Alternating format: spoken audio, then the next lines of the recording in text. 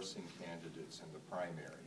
And I'll say my feeling is that the caucuses should be working for the party as a whole, and that any candidate who has a question about some issue that a caucus has expertise in should feel free to go to the caucus and get their advice and their support in formulating their policies and so on.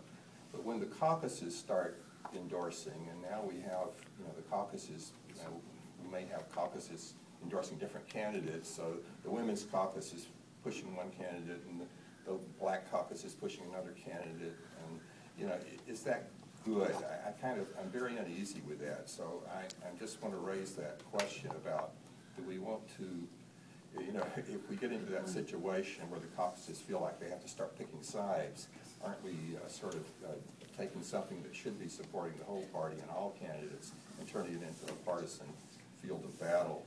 And I also think that caucuses, if they did decide to endorse, they should at least be fair about it. They should give every candidate an opportunity to address the caucus and appeal for their endorsement, rather than deciding ahead of time who you want to endorse and then not even telling the other candidates that you're going to endorse, or that you're having a meeting and only allowing people to speak for one side. So there's different questions, I think, relative to endorsements that are made by Green Party entities that should be supporting the party as a whole and candidates as a whole, but they decide to take sides.